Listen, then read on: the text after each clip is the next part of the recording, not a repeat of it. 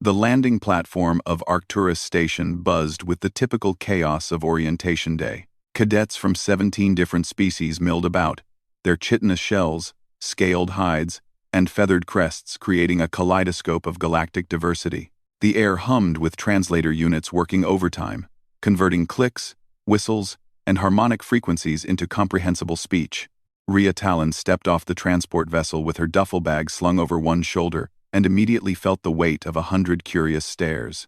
She knew why. At her boot, barely reaching her knee, patted a creature that made every non-human cadet freeze mid-step.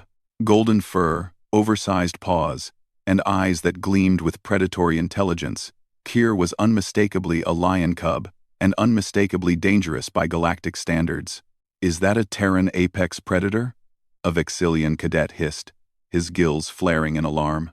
"Why would they allow something like that on station?" another whispered. Rhea ignored them.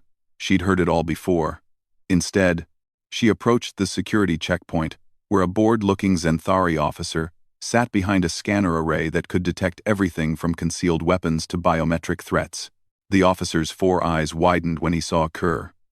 "Cadet, you cannot bring unauthorized fauna onto—" "Authorized," Rhea interrupted calmly, pulling out her datapad and displaying the official documentation. "Emotional support animal. Section 47B of the Galactic Military Academy Charter. You'll find everything in order." The Zenthari's mandibles clicked in irritation, but he ran the scanner anyway. The moment the beam swept over Rhea, the console erupted in crimson light. "Warning. Earthborn detected. Subsidiary threat. Cub present. Classification. Do not engage. Recommended action. Maintain respectful distance." The officer went rigid. Every cadet within earshot fell silent. Rhea had seen this reaction before, too. Earth had only joined the Galactic Coalition 12 years ago, but humanity's reputation had spread like wildfire. Deathworlders, they called them, the species that evolved on a planet so hostile it should have been classified as a military proving ground.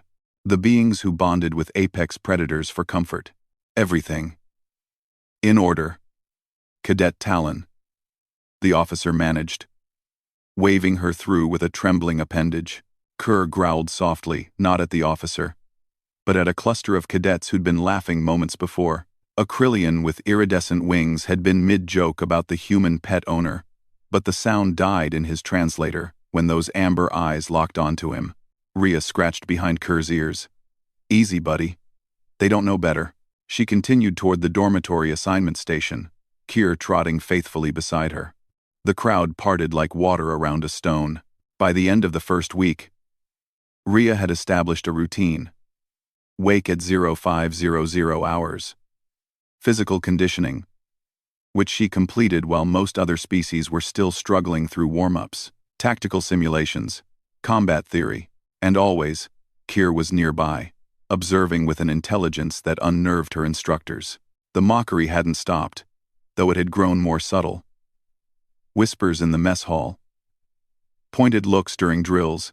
The Krillian from the landing platform Zixthor seemed particularly invested in making her life difficult. "Tell me, Talon," he'd said during a break in weapons training, his wings catching the light, "does your little pet sleep in your bunk? Or does Earth teach its children to curl up with monsters?" Several cadets had snickered. Rhea had simply smiled. "Kyr sleeps where he wants. Usually, that's wherever makes bullies most uncomfortable." On cue, Kyr had raised his head from where he'd been dozing, fixing Zixthor with a stare that made the Krillian's wings fold defensively. But the real test came during the first combat simulation. The scenario was straightforward. A hostage extraction on a hostile station. Teams of 5. Mixed species, to encourage cooperation. Rhea had been paired with Zixthor, 2 Vexillians, and a hulking Drachnor whose scales could deflect most small arms fire. Zixthor had made his opinion clear from the start. "Try not to slow us down, human. And keep that animal out of the way." Rhea said nothing. Kyr, however, had positioned himself between her and Zixthor, ears flat against his skull. The simulation began. Immediately, things went wrong.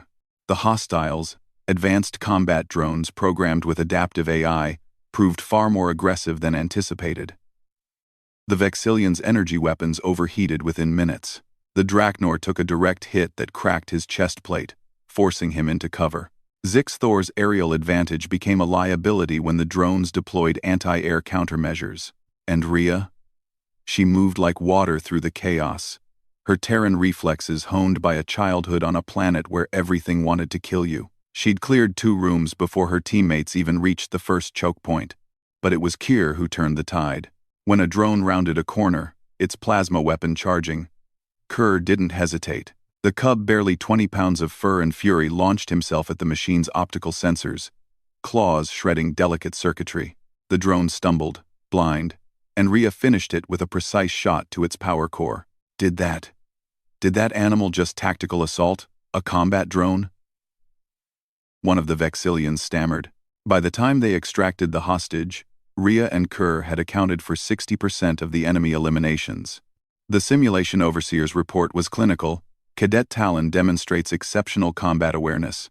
Subsidiary entity displays coordinated attack patterns consistent with trained military auxiliaries. Zixthor said nothing as they left the sim chamber. His wings drooped.